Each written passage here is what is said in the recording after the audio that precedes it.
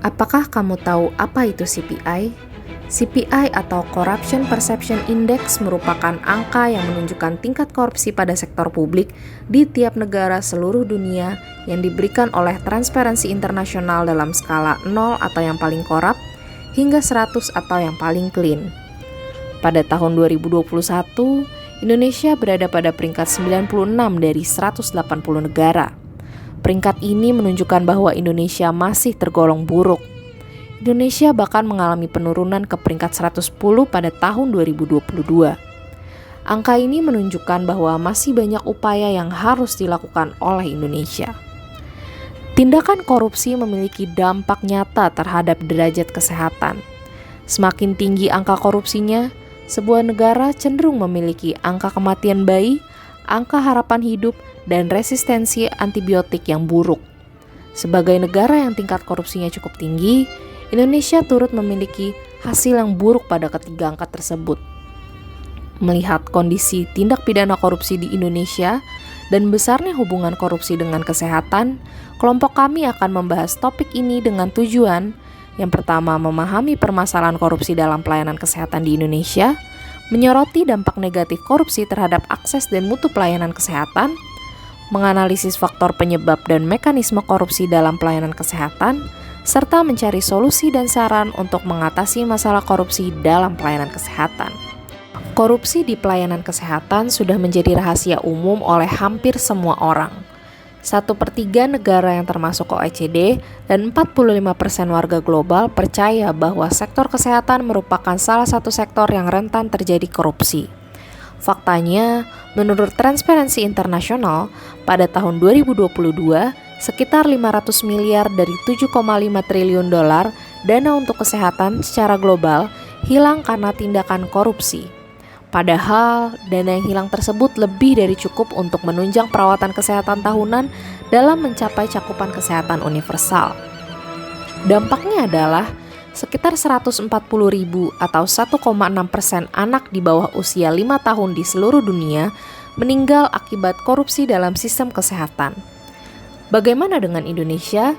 Di Indonesia, sektor kesehatan menempati peringkat 8 dari 20 sektor pada kasus korupsi dan nilai kerugian negara tertinggi. Nilai kerugian negara akibat korupsi di sektor kesehatan selama 3 tahun terakhir kerap meningkat.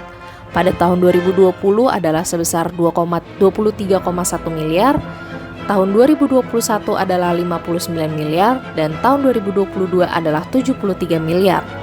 Yang mana objek korupsi di sektor kesehatan yang paling besar adalah pada dana alat kesehatan, dana jaminan kesehatan, dan infrastruktur rumah sakit. Menurut KPK, pandemi COVID-19 meningkatkan potensi korupsi khususnya pada pengadaan barang jasa kesehatan, sumbangan pihak ketiga, alokasi APBN dan APBD, serta bantuan sosial. Memang, sektor kesehatan tergolong sebagai sektor yang rentan terjadi korupsi. Faktor-faktor penyebabnya adalah adanya sumber daya yang besar, peluangnya untuk disalahgunakan, ketidakpastian dari sektor kesehatan masyarakat, aktor yang banyak, adanya asimetri informasi, dan tools deteksi yang kurang optimal. Kita harus mengenali terlebih dahulu apa itu korupsi. Banyak sekali peneliti yang mengungkapkan definisinya terkait dengan korupsi. Apabila kita menyimpulkan dari berbagai definisi tersebut, korupsi merupakan tindakan penyalahgunaan kekuasaan atau jabatan seseorang atau sekelompok orang semata-mata untuk keperluan pribadinya yang bentuknya bisa bermacam-macam. Berdasarkan Undang-Undang Republik Indonesia Nomor 31 Tahun 1999, korupsi ada 7 macam, yaitu kerugian keuangan negara, suap-menyuap, penggelapan dalam jabatan, pemerasan, perbuatan curang, benturan kepentingan dalam pengadaan, dan gratifikasi. Korupsi bisa terjadi akibat adanya rasionalisasi, kesempatan, dan tekanan pada pelaku. Di Indonesia, korupsi ditangani oleh 2 badan besar yaitu KPK dan Kejaksaan Agung. Meskipun sama-sama menangani korupsi, keduanya memiliki perbedaan.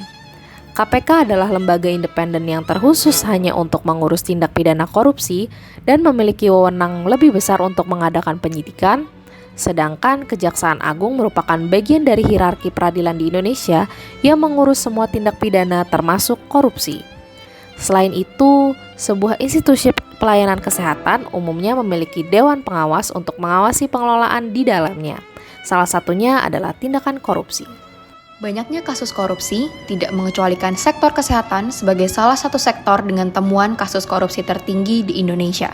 Berikut ini merupakan temuan-temuan di sektor kesehatan seperti dari Menteri Kesehatan, kemudian Direktur Rumah Sakit, hingga Kepala Puskesmas. Lantas dengan banyaknya kasus korupsi di pelayanan kesehatan, bagaimana dampak yang dapat terjadi di kemudian hari? Yang pertama adalah pembelian alat kesehatan dan obat menjadi lebih mahal, sehingga pengadaan alat kesehatan sebenarnya tidak sesuai dengan kebutuhan di rumah sakit ataupun puskesmas. Pengadaan yang tidak sesuai tadi dapat berakibat pada peralatan yang tidak berkualitas yang kemudian diberikan kepada pasien, dan tentunya akan dapat menghilangkan kepercayaan masyarakat dan membahayakan nyawa. Kita dapat mengambil contoh dari negara Denmark dengan CPI di tahun 2022 adalah 90 yang menjadi peringkat nomor 1 di dunia dengan korupsi terendah.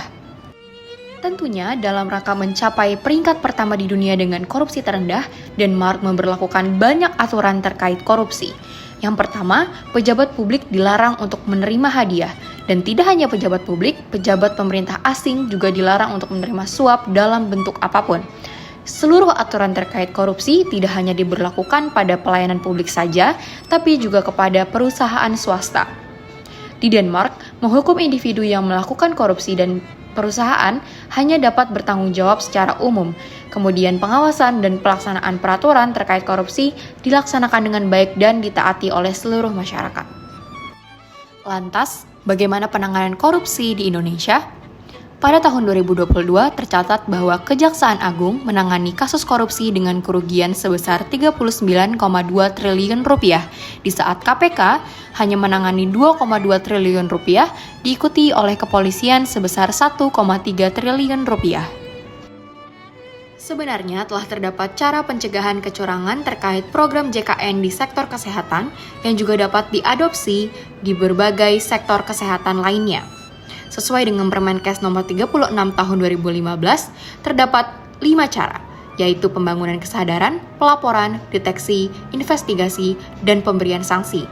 Tahapan-tahapan tersebut dilakukan dengan kerjasama antara Dinas Kesehatan Kabupaten Kota, Dinas Kesehatan Provinsi, Kementerian Kesehatan, verifikator BPJS, dan pihak lain yang terkait. Meskipun telah terdapat banyak upaya yang dilakukan untuk memberantas korupsi, nyatanya kasus-kasus korupsi di Indonesia masih sangat tinggi. Hal ini disebabkan karena berbagai hambatan, diantaranya adalah hambatan struktural, hambatan instrumental atau peraturan perundang-undangan, hambatan kultural atau budaya, serta hambatan manajemen. Oleh karena itu, kelompok kami memberikan rekomendasi yang dapat dilakukan oleh pemerintah dalam rangka memberantas kasus korupsi di Indonesia, khususnya di sektor kesehatan. Berikut ini adalah rekomendasi yang dapat kami berikan kepada pemerintah. Demikian video terkait korupsi dalam pelayanan kesehatan dari kelompok kami. Berikut ini adalah sumber yang kami gunakan dalam pembuatan video. Semoga bermanfaat. Terima kasih.